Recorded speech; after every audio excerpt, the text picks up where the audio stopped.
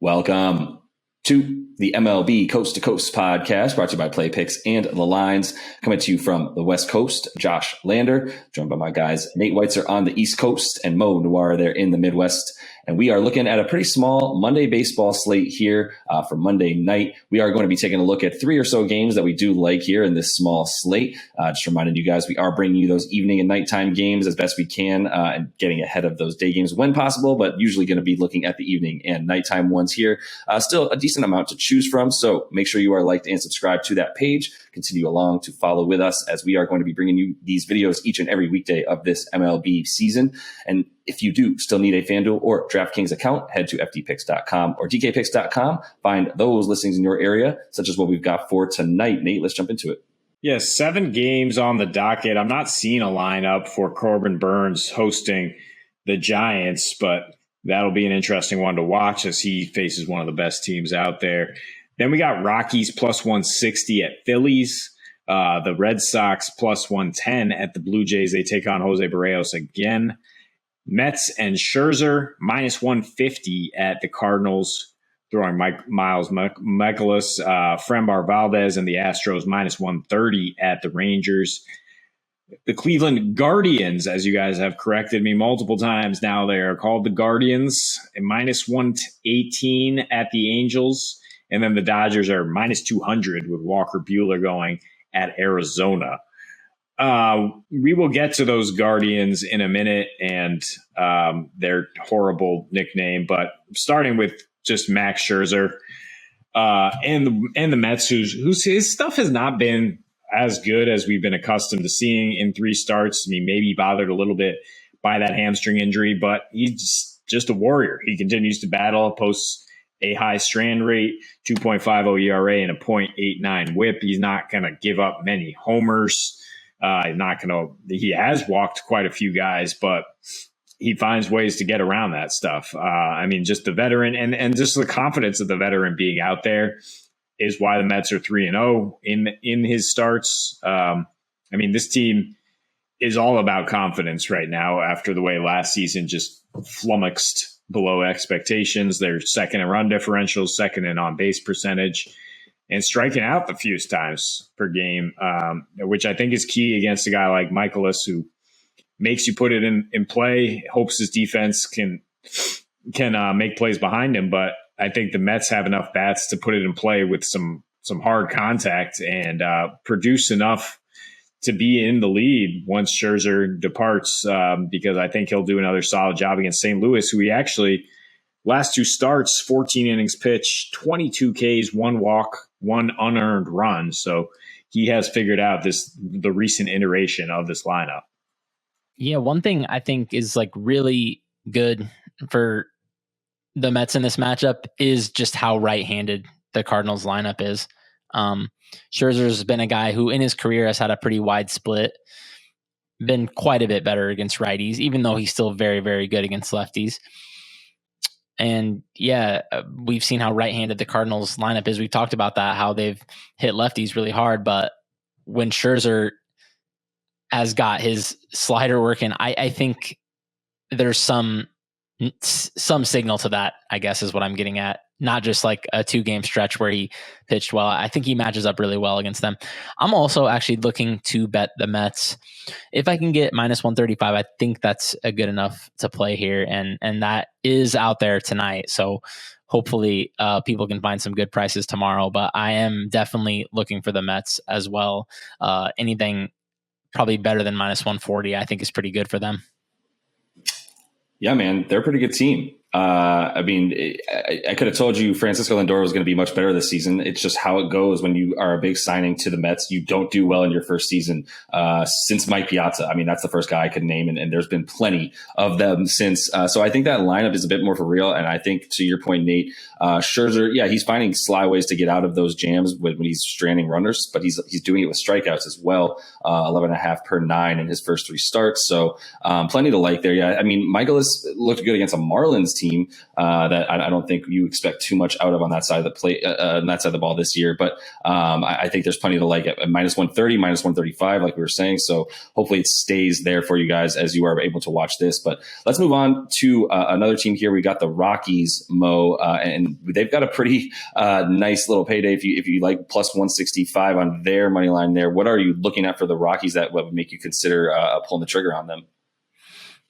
Well, the Rockies have been my horse all year, so they keep coming through for us, and I'm going to be on them again here. I think at the rate we're looking at, I'm going to be on Kyle Freeland every start he makes. I guess I just have him rated better than the market.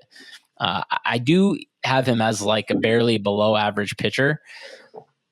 So he keeps putting up these seasons with like around like a 4.3, 4.4, 4.5 type numbers, even a 4.8 a couple of years ago on his estimators, which that doesn't sound that good, but when you play half your games in Coors, that actually makes you a decent pitcher.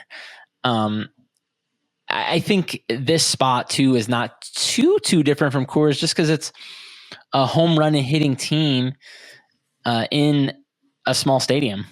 So I think getting grounders, he's 50% grounders for his career or whatever. I think that's really key here against a Philly team that, even though they are kind of looking to launch the ball, they do hit a lot of grounders. So it's a good matchup for him in that sense. And even though they've hit lefties really hard this year, I think it's probably a small sample kind of fluke because I do prefer to take a lefty against the Phillies because of, two of their absolute studs, Harper and Schwarber, being pretty big time right-handed pitching killers and a little bit vulnerable to lefties at times, especially Schwarber. So I've talked about it before that I'm lower than the market on Gibson too. So it's a really good spot to me to take the Rockies. I think it's much closer than the line is indicating.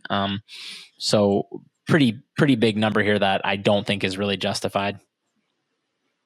That's fair. And I mean, Freeland did have a bad outing his last appearance against the Phillies. Did get bailed out by the offense in that start last week. But yeah, I think you're talking about a nice park for him if he's going to continue to get ground balls. This is definitely the pitcher's park to do it in. So let's finish up with another pretty interesting matchup here. I think definitely some consideration for the under in that Guardians Angels game. Nate, we've got Bieber taking on Mike Lorenzen, who we were talking about. Three of us has surprised us a bit. We were trying to target him last time out a bit. He definitely proved us wrong in his ability to continue to actually go deeper into games than you would think for someone who is coming out of the pen for last season, right? So what are you looking at in this one? What's the value in the Guardians and Angels matchup?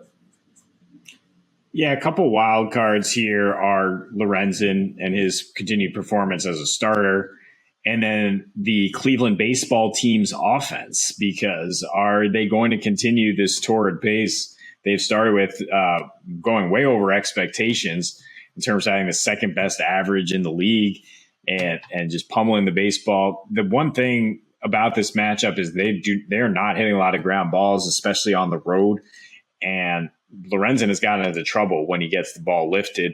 He does have a nice 56% ground ball rate this year, but victimized 2 of the 10 fly balls he's given up have left the park. So that's kind of a boom bust scenario, but I think he's going to pitch pretty well with the Biebs on the mound on the other side. I do like the under here, 8 runs. Bieber is a guy who's given up no home runs this year, is of course, immaculate control at times. His velocity's been down the last 2 years, but he's made up for it by spotting things, by improving that circle change, which looks really good this year. And that's why he's so tough on righties, right? I mean, 2.81 FIP and in his career in right, and on the road against righties, a 16% line drive rate. So if you can do that against this Angels lineup, make sure that they continue their struggles at home. Offensively, not very good this year with a high 25% K rate. They've lost 15 of their last 21 home games, fellas. I mean, I don't know what's going on in Anaheim. Is it just the quiet suburbs, terrible place for a park, or is just something wrong with this franchise? But I lean towards Cleveland to win. And I would consider the under if you do believe in Lorenzen. Yeah, I haven't been a big believer in Lorenzen. I think I've talked about that already on here. I've faded 2 of his starts already, and I think 1-1 so far. Going right back to it because I'm just still not seeing what the market is seeing in him. I know he's pitching like reasonably well so far, but I mean, he has a pretty big sample of just being an average reliever. So I just don't see how he can be anything but a below average starter. And I also don't expect him to give them a ton of length. And the Angels' middle relief has sucked so far. So that bodes pretty well, I think, for the Guardians, where Bieber has been going 5 and could potentially push a little farther than that. I don't love their middle relief either, but at least they do have Clace. And Bieber is a guy, his velocity is down, but it hasn't really affected him. He's still getting pretty much all the same elite to borderline elite results everywhere. So offense wise, I would have definitely expected the Angels to have the better bats, but the Guardians have kind of surprised me how decent they've been.